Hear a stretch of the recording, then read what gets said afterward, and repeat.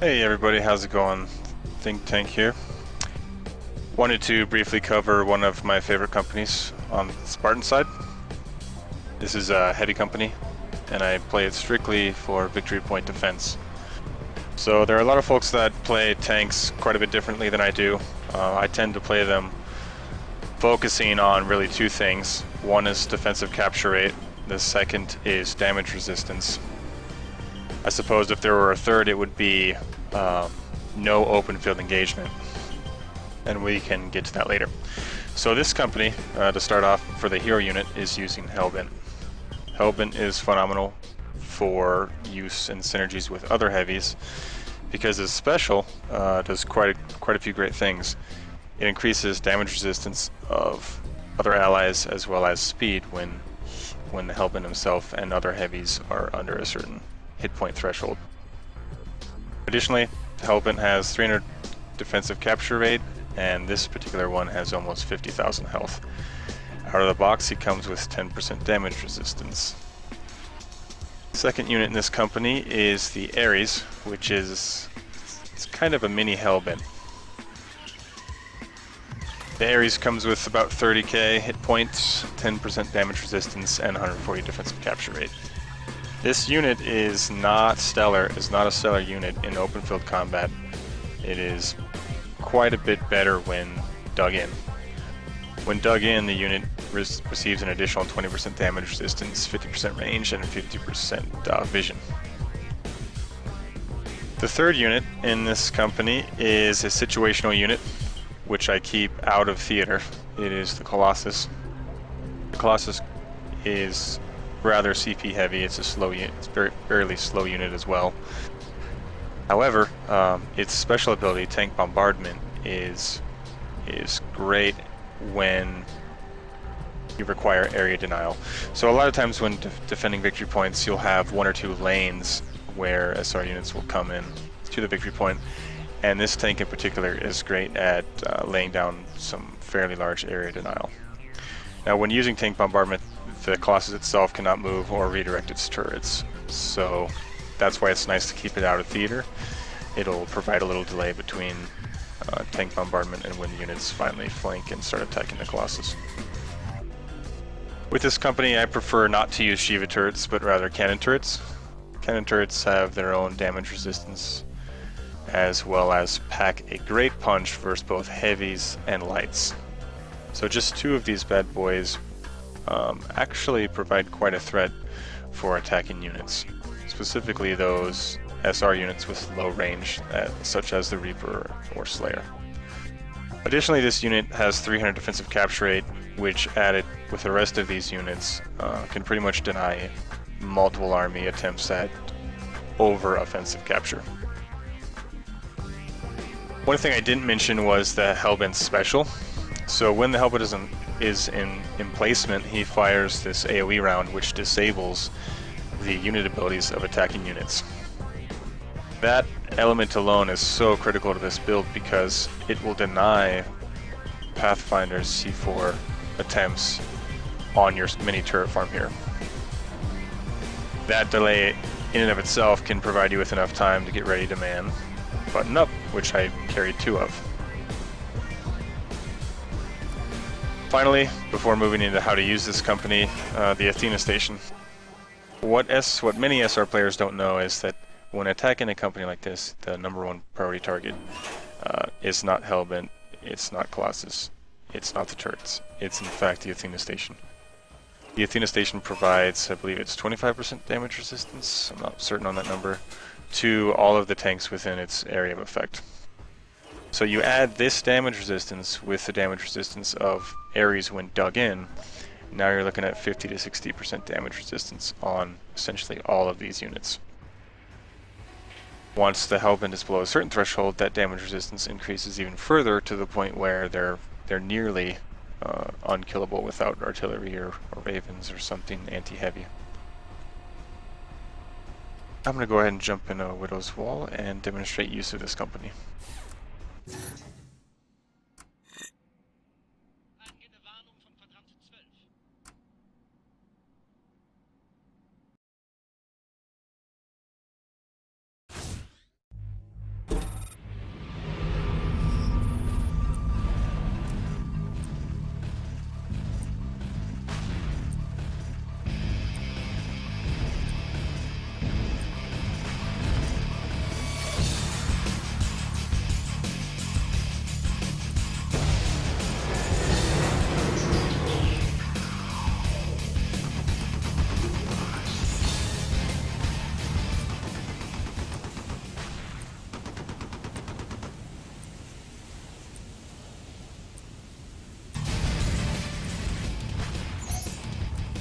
Adjusting some volume levels there.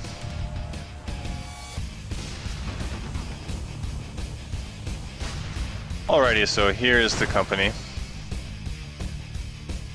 Essentially, right off the bat, I'm going to go ahead and move these guys over here just for demonstration purposes. Understood. Moving out. Right off the bat, I'll grab the company and move them to the nearest victory point in the south of, say, RH, for example. However, when doing so, often your allies will provide you with sight. So we're just going to emulate that here. If the allies provide you with sight, you can do a number of things. You can immediately start placing your defensive fighting position turrets. Starting with Athena's first.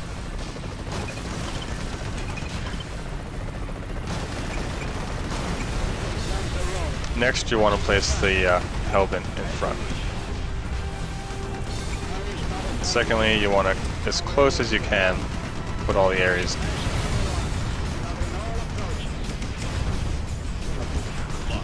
Now if you're being attacked while the turrets are building, you can button up. This will allow them to complete construction. Once the Athenas is up, this ball right here of tanks is ridiculously difficult for SR to remove. As you can see here, the Hellbent alone has 60% damage resistance, while the areas as well. Then I'll typically place the Colossus out of what I consider out of theater. Then it's a game of target firing. Make sure you hotkey your turrets. Of course, I can't see what's attacking me here, so I'll use the tank bombardment.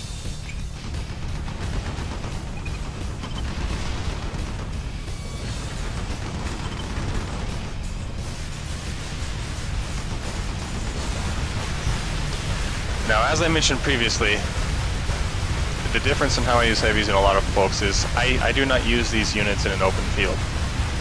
There's a number of reasons for that. First, when they're in open field, they're often moving, they're not dug in, so they don't have the damage resistance. Second, as far as offense is concerned, they're fairly weak. So you can see here that this Ares only does 480 damage. Not the greatest. Also, you're susceptible to, surrounding and DD in an open field without damage resistance. It's very easy for these tanks to be eaten alive in an open field. Now let's go into the second part of the concept here.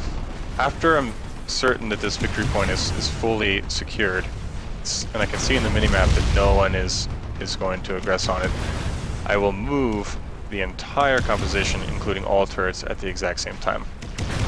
So if my turrets were still existing, I would preemptively delete them before moving them. I would then wait for cooldown until everything is off of cooldown. I'm going to go ahead and wait for Athena's here, just to demonstrate the concept. Now, unfortunately, this artillery is clipped, so we can't do anything about it.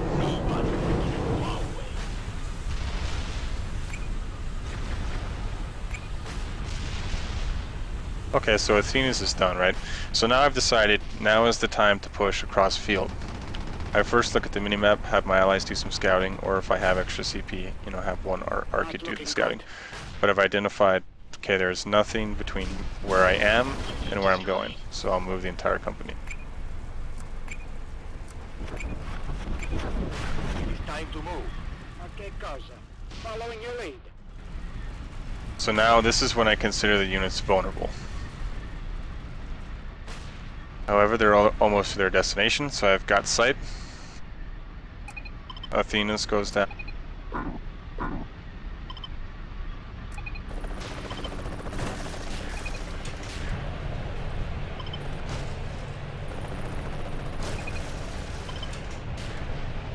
And once the turrets are constructing, button up.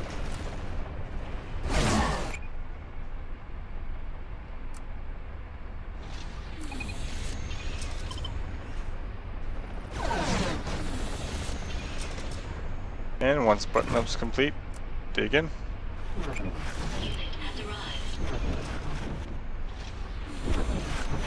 Now, one piece of the strategy that I have not mentioned either is that playing the heavies like this, literally Battle tank, ready to fight. will conserve units, and you'll end up floating RP. The defensive bonus here, it will be so difficult for SR to kill them. You won't be replacing units oftenly. Therefore, when you're floating money, the entire time I typically feed infantry or somebody with direct damage. Since I'm not really mobile, there's not really much micro to be had here aside from the Colossus out of theater. And then control fire with the turrets. Or no, I'm sorry, not control fire, but target fire on the low health units and Ares. Hellbent. So again, just to recap, I focus primarily on damage resistance, defensive capture, not aggressing enemies in an open field, moving them covertly if you will, preemptively removing the turrets before moving them so that the cooldown is ready when they arrive, and finally continually feeding your allies. Hope this has been helpful to you, and thank you for watching.